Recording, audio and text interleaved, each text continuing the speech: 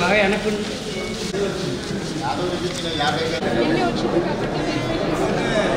చేశారు. ఈ దాంట్లో హ్యాండ్ ఓవర్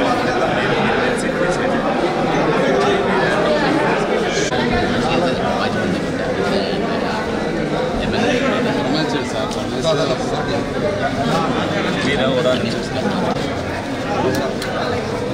కావాలని సార్ నాకు చెప్పండి వెనకాల చెప్పండి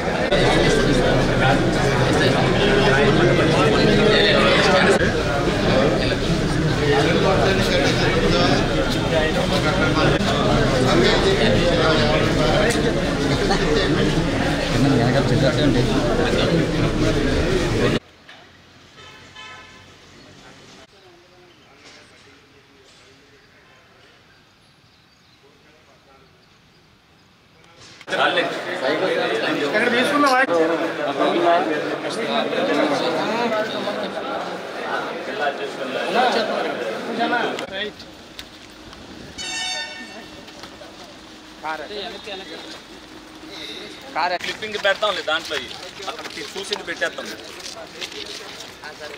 కట్టండి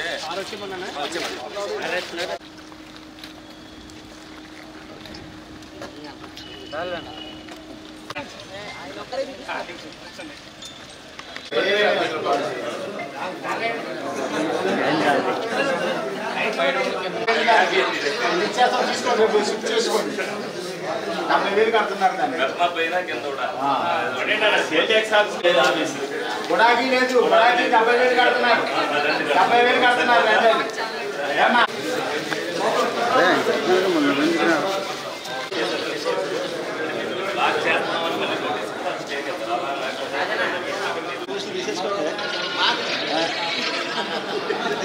మాకెవరు కూడా ఎవరు ఇచ్చారా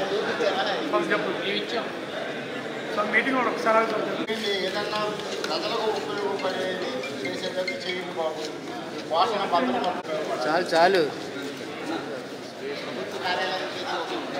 ఇచ్చిన 50 గజాల్లో కూడా ఇల్లు కట్టుకుంటున్నారు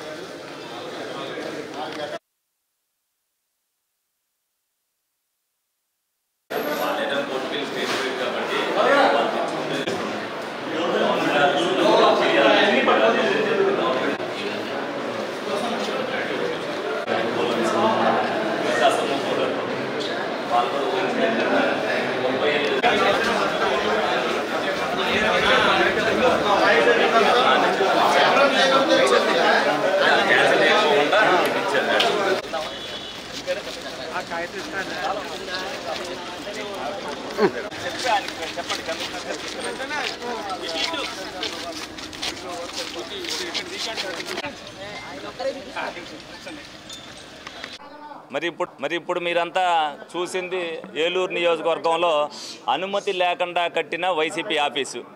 ఈ స్థలం 2006లోనే డాన్ అనే కంపెనీ వాళ్ళకి అగ్రిమెంట్ అవ్వడం జరిగింది. 2009లో వాళ్ళకి రిజిస్ట్రేషన్ చేయడం జరిగింది.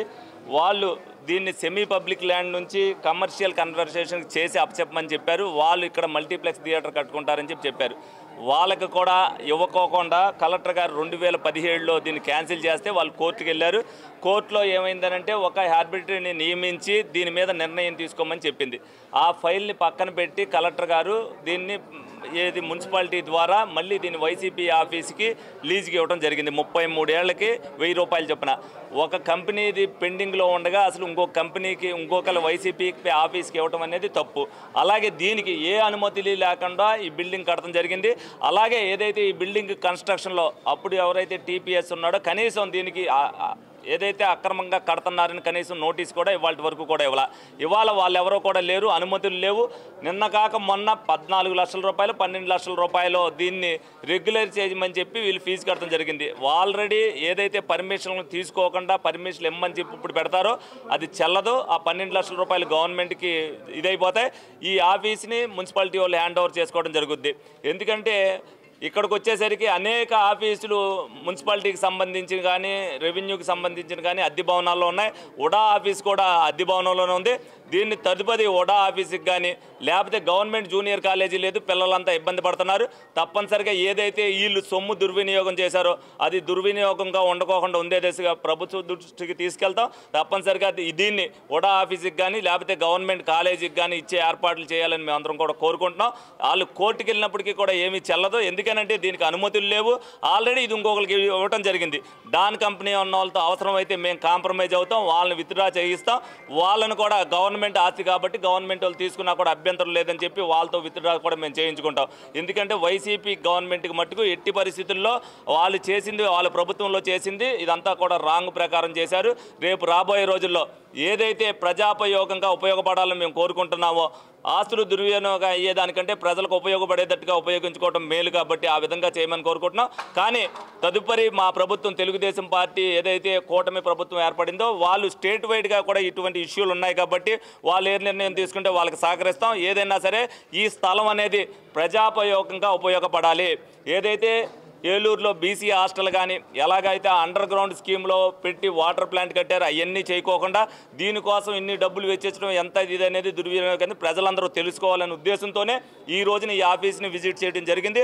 ప్రజలందరూ కూడా తెలుసుకోవాలి వైసీపీ ప్రభుత్వంలో ఎన్ని అక్రమాలు జరిగినాయి అనేది. ఇది ప్రతి జిల్లాలో కూడా జరిగింది. అలాగే వాళ్ళు ప్యాలెస్ ఎలా కట్టారో ప్రతి చోట కూడా ప్రతి జిల్లాలో కూడా ప్యాలెస్లు కట్టుకోవాలన్నది. మా తెలుగుదేశం పార్టీ ఆఫీస్ చూడండి ఎలాగుంటుందో, ఈ పార్టీ ఆఫీస్ చూడండి ఎంత అంగులు ఆర్భాటాలతో కట్టారో, ఎంతలో కట్టారనేది. తప్పనిసరిగా దీని మీద చర్య తీసుకునే విధంగా ప్రభుత్వం ఉండాలి. ప్రజలకు తెలియాలి కాబట్టి దీన్ని అంతా కూడా మీడియా ద్వారా ప్రజలకు తెలియపరుస్తున్నాం. ప్రజలు కూడా నిర్ణేతలే. రేపు రాబోయే రోజుల్లో ప్రజలు కూడా దీని మీద ఏ నిర్ణయం తీసుకుంటారు. ఎందుకంటే ఇది ప్రజాప్రభుత్వం. ప్రజలు ఏ విధంగా అయితే వ్యతిరేకంగా ఈ ఉన్న ప్రభుత్వం లేని మొన్న వెళ్ళిపోయిన ప్రభుత్వానికి వ్యతిరేకంగా ఓటేసి ఈ కూటమిని గద్దెక్కించారో రేపు రాబోయే రోజుల్లో కూడా వాళ్ళ నిర్ణయం ప్రకారమే నిర్ణయం తీసుకుంటుందని సందర్భంగా మీ అందరికి కూడా తెలియజేయడం జరుగుతుంది. 2 ఎకరాల భూమిలో